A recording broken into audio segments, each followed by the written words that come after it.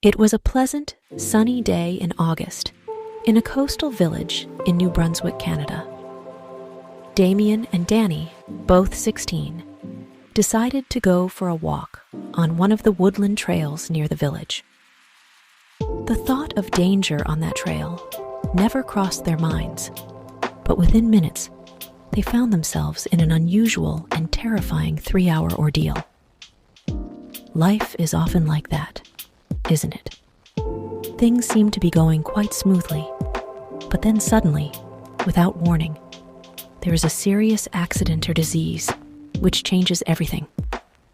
God's word, the Holy Bible, says in Proverbs 27:1, "Boast not thyself of tomorrow, for thou knowest not what a day may bring forth." Very soon, Danny and Damian saw an osprey nest in a tree in a blueberry field and stopped on the trail to look at it. They became aware that everything was strangely quiet, too quiet. When they looked around, there, about 30 feet behind them, was a large black bear. It gave the boys quite a start, but they weren't too afraid because they had read that black bears were shy and passive. They began to slowly walk away. Suddenly, the bear charged them. The boys knew there was no chance of outrunning the bear, and due to a recent forest fire, there were no trees to climb.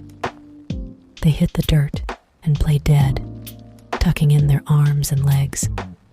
They desperately hoped the bear would lose interest in them and go away.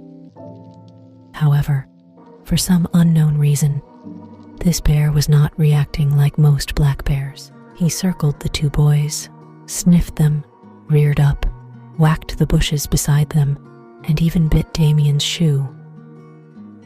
After a while, he seemed to lose interest in them, so the terrified boys made a dash for freedom. But this sparked the bear's interest in them again, and he chased them. The bear was about to them, so they wisely played dead again. Once more, the bear circled them, then reared up on his hind legs. The two friends, frozen with fear, could hear his heavy breathing.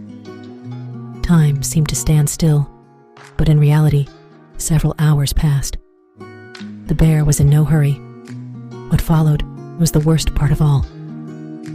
The bear sniffed Damian, and then Danny. Going back to Damian, he pushed his snout in Damian's ribs and tried to roll him over. Damian braced himself. Back to Danny again. The bear pulled off his boot, licked his leg and heel, and then bit Danny's heel. After licking Danny's toes, he bit into the big toe. He licked Danny's elbow next, and then decided to chew on the rubber boot for a while. Then he went back to Damian and bit him in his back parts. Then to Danny, biting him in the same place. Just when the boys thought he was retreating again, the bear decided to circle them another time. He pulled off Danny's other boot and chewed on it.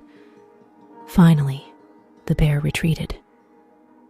The two injured boys scrambled to their feet. They figured the bear might chase them again, so they ran as fast as they could to the end of the trail. They ran to the first house they saw, and thankfully, found the front door unlocked and ran right in. The angry bear, close behind, ripped clothes off the clothesline and tore the screen on the neighbor's back door. But Danny and Damian were safe at last.